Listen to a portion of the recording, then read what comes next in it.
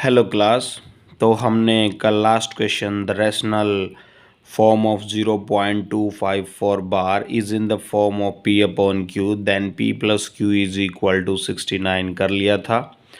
Class 10 term 1 का जो syllabus है चैप्टर 1 रियल नंबर, उसका लास्ट क्वेश्चन कल हमने किया था। तो आज नेक्स्ट क्वेश्चन देखते हैं। क्वेश्चन है हमारा the rational number 124 upon 164 can be express as the decimal number.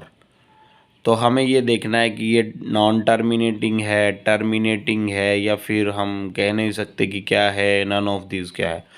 तो बड़े सिंपल सा तरीका बता रखा है हमने। जो डिनोमिनेटर में जो नीचे नंबर है हम उसको फैक्टराइज करके देखते हैं उसके, यानी कि 164 के हम फैक्टर करके देखेंगे कि ये क्या हो सकता है।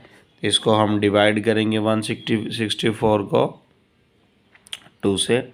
2 8 ज़ा 16, 2 2 ज़ा 4, 2 4 ज़ा 8, 2 1 ज़ा 2। उसके बाद इसके जो फैक्टर हैं 41 के, ये 41 ना 2 पे जा रहा, ना 3 पे, ना 5 पे, और हमें नीचे यही देखना कि 2 और 5 ना आए। तो इट मीन्स ये हो जाएगा नॉन टर्मिनेटिंग। नेक्स्ट क्वेश्चन देखते हैं।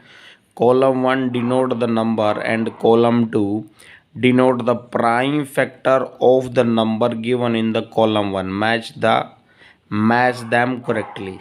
945 जो क्वेश्चन है उसके हमने फैक्टर बनाने हैं। तो 945 के जो फैक्टर होंगे वो ये वाले होंगे, ये वाले आप चाहे तो बना के देख सकते हैं। 2057 के जो फैक्टर होंगे ये होंगे, और 205715 के फैक्टर ये होंगे। तो इसका आंसर क्या होगा? पहले जो P है उसका आ जाएगा 3, Q का 1 और R का 2। तो ये हो जाएगा। इसको करके दिखाने की आई थिंक कोई ज़रूरत है ही नहीं।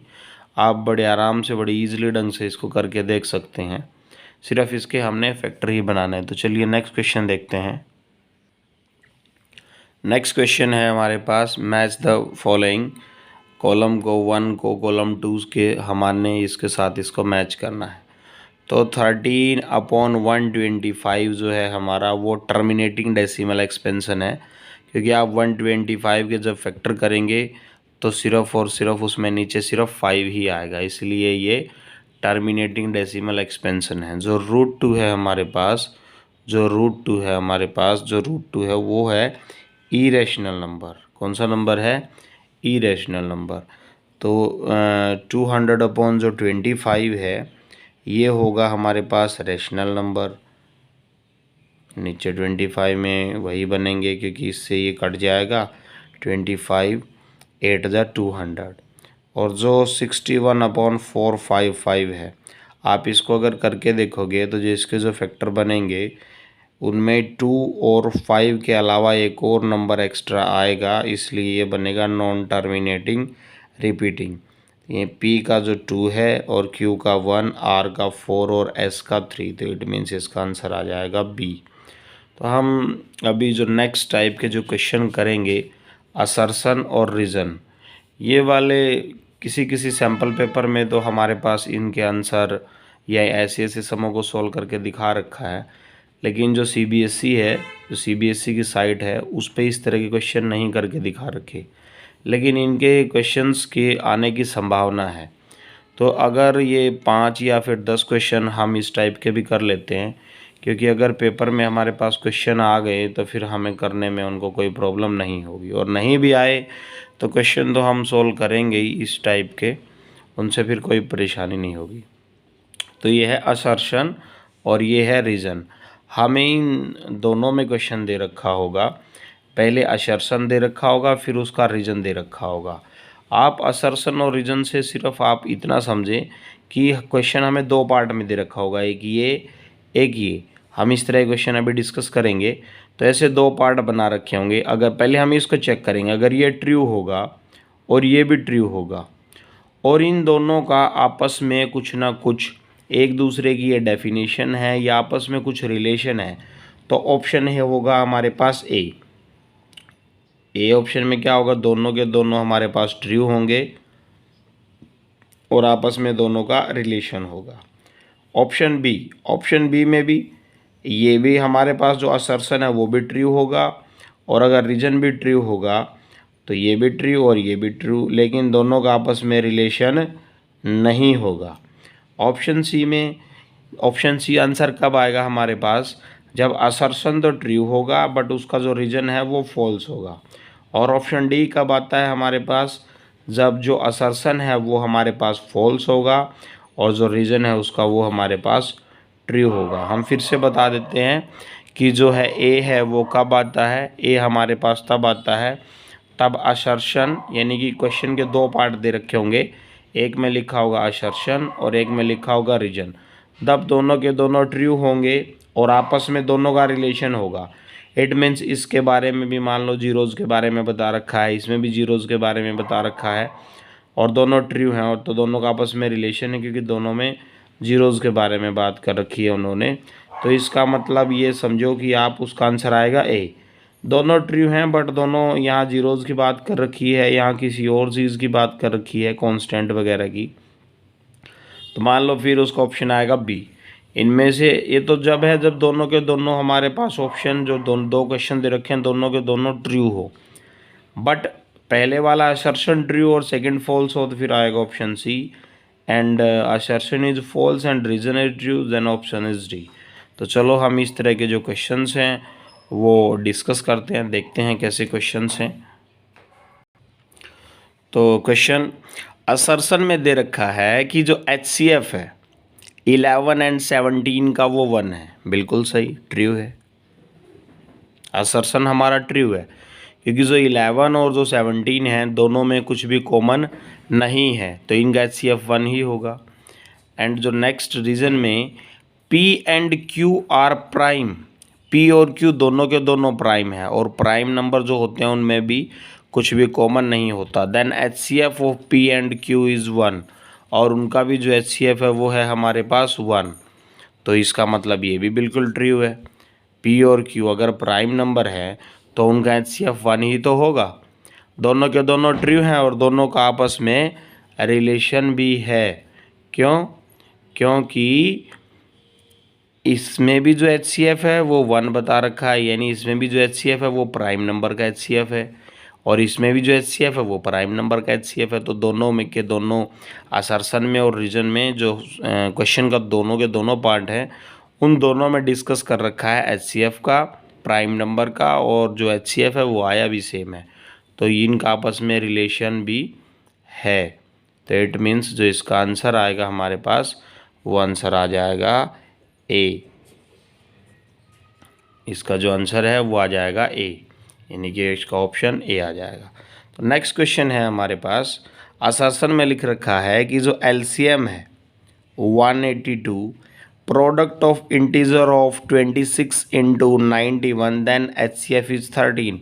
हम चेक कर लेते हैं, हमारे पास फॉर्मूला है HCF into LCM is equal to product of the numbers क्या है 26 इंटू 91, और HCF कितना है हमारे पास, HCF है हमारे पास 13 और LCM है हमारे पास 182। तो 182 क्या होता है, 182 क्या होता है 13 इंटू 182 को मैं लिख सकता हूँ 91 इंटू 2, और इज इक्वल टू में जो राइट साइड है हमारी है वो है 26 इंटू 91। तो देखो 91 इधर भी है 91 इधर भी है, 30 इंटू जो 16 इधर भी है 26 इधर भी है, सॉरी 13 इंटू 2 26 इधर भी है और 26 इधर भी है, तो ये इक्वल है, यानी जो असर्शन है वो तो हुआ इसका ट्रू हो गया वो। तो इसका जो नेक्स्ट है वो है LCM into product of integer is equal to HCF। नहीं, बिल्कुल गलत है, फॉर्मूला हमारे पास ये होता है HCF into LCM is equal to product of integer. ये फॉर्मूला नहीं होता कि LCM into product of integer is equal to HCF, तो ये हमारे पास फॉल्स है।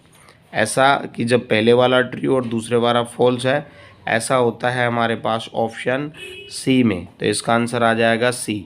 नेक्स्ट क्वेश्चन है हमारे पास, we can say that 3 divides 93 and 5 divides 0, इसका मतलब क्या हुआ कि जो 93 है उसको 3 डिवाइड कर सकता है, एंड जो 0 है, 0 को ये जो 5 है वो डिवाइड कर सकता है। तो 93 को 3 डिवाइड कर सकता है बिल्कुल, 3 3 ज़ा 9, 3 1 ज़ा 3। 0 को 5 डिवाइड कर सकता है बिल्कुल, आंसर आ जाएगा 0। तो ये है बिल्कुल ट्रू, इज़ ट्रू, ये ट्रू है, जो असर्शन है वो हमारे पास ट्रू है। अब रीज़न देखते हैं क्या कहते हैं ये। A non zero integer A कोई नॉन जीरो इंटीजर है, is said to divide an integer B, अगर वो इंटीजर बी को हमारे पास इंटीजर बी को डिवाइड कर रहा है, if there exist an integer C, तो मान लो हमने जो इन दोनों को डिवाइड करने के बाद आंसर हमारे पास सी आया है, तो सच दैट, तो बी इज़ इक्वल टू क्या हो जाएगा, ए सी। बिल्कुल ये भी सच है, बिल्कुल ट्रू है ये भी। इनके कहने का मतलब ये है कि मान लो आपने 6 को 2 से डिवाइड किया है, तो आंसर आया 2 3 ज़ा 6, तो क्या 6 इज इक्वल टू होगा 2 इंटू 3? यस बिल्कुल होगा। 2 और 3 को हम प्रोडक्ट कर देते हैं तो 6 ही तो आता है, बिल्कुल सही है। और ये जो साइन है गाइस, ये जो साइन है, अगर यहाँ पे कोई नंबर लिखा हुआ है लास्ट में से लिखा हुआ, तो इस नंबर का मतलब होता है जो ये पहले वाला नंबर है दूसरे वाले नंबर को हमारा डिवाइड कर रहा है। अगर ये ऐसे लिखा होता तो फिर इसका मतलब होता 93/3, लेकिन अगर ये ऐसे लिखा हुआ है तो इसका मतलब, अगर ये बिल्कुल स्ट्रेट है तो इसका मतलब ये है कि 3 डिवाइड कर सकता है 93 को, इसका मतलब भी यही है हमारे पास। तो चलिए नेक्स्ट क्वेश्चन देखते हैं। क्वेश्चन है हमारे पास, असर्शन में दे रखा है n square minus n is divisible by 2 for every positive integer. It means ये कहने की कोशिश कर रहा है कि जो n स्क्वेयर है, n स्क्वेयर माइनस n को जो 2 है वो हमारे पास डिवाइड कर सकता है। तो अगर हम n की वैल्यू 1 रखें, 1 का स्क्वायर 1 माइनस 1 0/2, यस।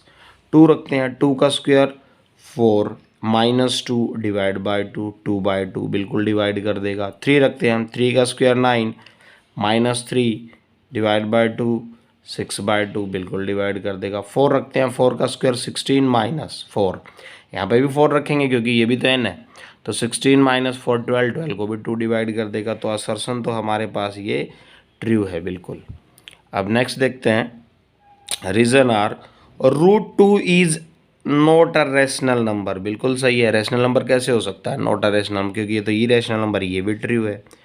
तो असर्शन भी ट्रू है, रीजन भी ट्रू है, और इन दोनों का आपस में कोई भी रिलेशन, दोनों का आपस में कोई भी रिलेशन नहीं है, क्योंकि इसमें बात कर रखी है डिविजिबिलिटी की और इसमें इरेशनल नंबर की। तो जो इसका आंसर है, जो इसका ऑप्शन है वो आ जाएगा बी।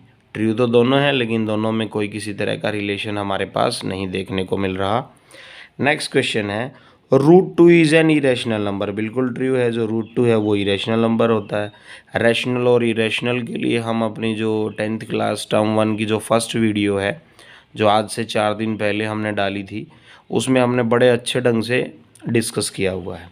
रीज़न देखते हैं, p be a prime, p अगर एक प्राइम है then √p is irrational number. हाँ प्राइम होता है तभी तो इरेशनल नंबर होता है वे, अदरवाइज नहीं होता। मान लो अगर यहाँ पे 4 होता और 4 is not a prime number, 4 का रूट होता है 2, तो ये थोड़ी ना हमारे पास इरेशनल नंबर है। तो बिल्कुल ट्रू है, ये भी दोनों ट्रू है और दोनों में इरेशनल नंबर की ही बात कर रखी है, तो दोनों का आपस में रिलेशन भी अच्छा बन रहा है, दोनों में इरेशनल की बात है। तो इसका आंसर आ जाएगा हमारे पास ए, यानी इसका ऑप्शन हो जाएगा हमारे पास ए। नेक्स्ट है, असर्शन में दे रखा है 2 इज़ अ रेशनल नंबर। बिल्कुल सही बात है, ट्रू है, 2 तो रेशनल नंबर ही है। इसके ऊपर अगर रूट आ जाता तो ये इरेशनल नंबर हो जाता। रीजन में लिख रखा है the square root of all positive integer are irrational, ये गलत लिख रखा है। पॉजिटिव इंटीजर तो 4 भी होता है हमारे पास, और 4 का रूट होता है 2, और जो कि वो इरेशनल नहीं, वो क्या होता है, एक रैशनल नंबर होता है, वो इरेशनल नहीं होता। लेकिन उन्होंने बोला जितने भी स्क्वायर रूट हैं, स्क्वायर रूट होगा जितने भी पॉजिटिव नंबर का, वो सारे के सारे पास इरेशनल होंगे। तो ये इन्होंने फॉल्स बोला हुआ है, ये गलत है। पहला ट्रू, असर्शन ट्रू और रीजन फॉल्स होता है, तो ऑप्शन में आंसर आता है सी। तो इसका आंसर आ गया हमारे पास सी। हम नेक्स्ट क्वेश्चन देखते हैं, assertion denominator of 34.12345 when expressed in the form P upon Q is of the form 2 raised to power m into 5 raised to power n where m and n are non negative integer. कहने का क्या मतलब है इन्होंने बोला denominator में जो number होगा अगर हम उसको एक्सप्रेस करें 2 की m इंटू 5 की n में और वो दोनों के दोनों नॉन नेगेटिव इंटीजर होंगे। बिल्कुल सही, क्योंकि ये जो डिनोमिनेटर है ये सम है इनका जो डिनोमिनेटर है अगर उसको हम एक्सप्रेस करेंगे तो देखो यहाँ पे पॉइंट लगा हुआ है इट मीन्स ये टर्मिनेट है और टर्मिनेट जो होते हैं उनका जो डिनोमिनेटर होता है वो 2 रेज टू पावर m और 5 रेज टू पावर n इसी में होता है। इसका मतलब ये बात बिल्कुल ट्रू है। तो रीजन में क्या कहता है रीजन में कहता है 34.12345 is a terminating decimal fraction. बिल्कुल जो ये इन्होंने जो ये बोला हुआ है उसका जो आंसर लिखा हुआ है रीजन में ये भी बिल्कुल ट्रू है कि अगर नीचे 2 raise to power m into 5 raise to power मतलब नीचे डिनोमिनेटर में 2 और 5 के सिर्फ फैक्टर बनते हैं तो वो टर्मिनेट ही तो होता है। तो दोनों में सेम चीज़ बात कर रखी है, दोनों का मतलब जो रिलेशन है वो बिल्कुल बन रहा है। तो इसका आंसर आ जाएगा हमारे पास ए, इसका ऑप्शन आ जाएगा ए। नेक्स्ट क्वेश्चन है assertion 13/3125 is a terminating decimal fraction. ये एक टर्मिनेटिंग डेसिमल फ्रैक्शन है। टर्मिनेटिंग डेसिमल फ्रैक्शन का तो हमें तभी पता चलेगा तब हम इसके फैक्टर निकाल के देखेंगे। तो इसके फैक्टर निकाल के देखते हैं 3125 5 से डिवाइड करते हैं 5 6 30 5 2 10 5 5 25 5 1 5 5 2 10 5 5 25 5 2 10 5 5 25 5 5 25 5 1 5। तो 1 2 3 4 5 जो डिनोमिनेटर है उसमें इसका नीचे आता है 5 raise to power n। It means ये टर्मिनेटिंग है तो मतलब ये बिल्कुल सच कह रही हैं, ये ट्रू है। नेक्स्ट रीजन में क्या कहता है q is equal to 2 raise to power n into या dot 5 raise to power m where n and m are non negative integer then p upon q is a terminating decimal fraction. ये भी बिल्कुल true कह रहा है। ये कह रहे हैं कि जिनके नीचे डिनोमिनेटर में टू जो q है, क्योंकि q क्या होता है नीचे को रिप्रेजेंट करता है डिनोमिनेटर के, p ऊपर वाले को रिप्रेजेंट करता है। तो where n and m are non negative integer तो p अपॉन q ये लिख रखा है, p न्यूमिनेटर है और q डिनोमिनेटर के अगर ऐसे हैं तो वो टर्मिनेट ही होता है जिसमें सिर्फ 2 और 5 फैक्टर बनते हैं। तो दोनों ट्रू हैं और दोनों में ही टर्मिनेट डेसिमल एक्सपेंशन का जो है वो जिक्र कर रखा है। तो दोनों का रिलेशन भी आपस में बनता है और दोनों ट्रू भी हैं। तो इसमें हम जाएंगे ऑप्शन ए के साथ। तो आंसर आ जाएगा हमारा ए। तो नेक्स्ट क्वेश्चन डिस्कस करते हैं। असर्शन में कहता है 29/2961 will have a non terminating repeating decimal expansion. Non terminating तो है ही ये, क्योंकि हमने इसके फैक्टर बना के देखे 3 3 3 और 343 है। अब पहले ही 333 आ गया तो इट मीन्स ये क्या है non terminating repeating expansion. Reason में देखते हैं इट मीन्स ये ट्रू है क्योंकि इन्होंने टर्मिनेटिंग नहीं बोला, नॉन टर्मिनेटिंग बोला और ये नॉन टर्मिनेटिंग है क्योंकि डिनोमिनेटर में नीचे 2 और 5 को छोड़ के बाकी सभी नंबर आ रहे हैं। तो रीजन में देखते हैं let a is equal to p upon q, यानी p अपॉन क्यू एक रैशनल नंबर दे रखा है, be a rational number such that p and q are coprime. p और q दोनों के दोनों इन्होंने बोला हुआ है कि को प्राइम नंबर हैं। p और q दोनों के दोनों को प्राइम नंबर दे रखे हैं, इन्होंने को प्राइम नंबर दे रखे हैं p एंड q। तो इन्होंने बोला हुआ है कि prime factorization of q is of form 2 की n into 5 की n where n and m are non-negative integer whole number then a has a decimal expansion which is non-terminating repeating। ऐसा हो ही नहीं सकता। को प्राइम नंबर दे रखे हैं दोनों, को प्राइम नंबर इट मीन्स ये जो ऊपर वाले नंबर से नीचे वाला नंबर जो है दोनों के फैक्टर बनेंगे, ये बात है, इसलिए वो को प्राइम है। मतलब जो ऊपर वाला नंबर है और जो नीचे वाला नंबर है उन दोनों के फैक्टर बनेंगे और उनमें से हम कुछ भी कॉमन हमारे पास नहीं निकलेगा। फैक्टर बने ना बने क्योंकि को प्राइम का मतलब ये नहीं होता कि ये प्राइम और ये प्राइम दोनों के दोनों प्राइम है। एक इसमें से प्राइम होगा, एक प्राइम नहीं होगा। फैक्टर बन भी सकते हैं, नहीं भी बन सकते, वो श्योरिटी नहीं है। लेकिन इन्होंने बोला है जो नीचे वाला है उसके फैक्टर ज़रूर और ज़रूर बनेंगे, तो 2n इंटू 5m। और अगर नीचे ये फैक्टर हैं तो वो बनता है हमारे पास टर्मिनेटिंग। क्या बनता है वो? टर्मिनेटिंग बनता है। लेकिन इन्होंने बोला हुआ है कि जो एक्सपेंशन है वो हमारे पास नॉन टर्मिनेटिंग है, तो इट मीन्स ये फॉल्स है। अगर ये होगा तो ये नहीं होगा, सॉरी ये होगा तो ये होगा, ये होगा तो ये नहीं होगा। नॉन टर्मिनेटिंग नहीं हो सकता अगर फैक्टर हमारे पास 2n इंटू 5n मिले। नॉन टर्मिनेटिंग होगा तो ये नहीं होगा, और ये होगा तो नॉन टर्मिनेटिंग नहीं होगा, तो ये फॉल्स है। जब असर्शन ट्रू और जो हमारे पास जो रीजन है वो फॉल्स हो, तो इट मीन्स हमारे पास जो हम ऑप्शन के साथ जाते हैं वो है सी। तो इसका ऑप्शन जो आंसर है वो आ जाएगा सी। इसी के साथ आज हम क्लास का समापन करते हैं। कल हम एक नए टॉपिक के क्वेश्चन सॉल्व करेंगे, केस बेस्ड स्टडी,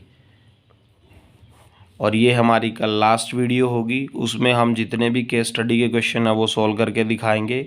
ये भी आज जो हमने ये असर्शन और रीजन के किए, ये एक न्यू टाइप है। 90% चांस ऐसे क्वेश्चन भी पेपर में आएंगे, लेकिन जो CBSE है उन्होंने अपनी साइड पे ऐसे क्वेश्चन नहीं डाल रखे। लेकिन हम ऐसा कोई भी मौका नहीं छोड़ना चाहते जिससे हमारे पेपर में मार्क्स कट जाएं।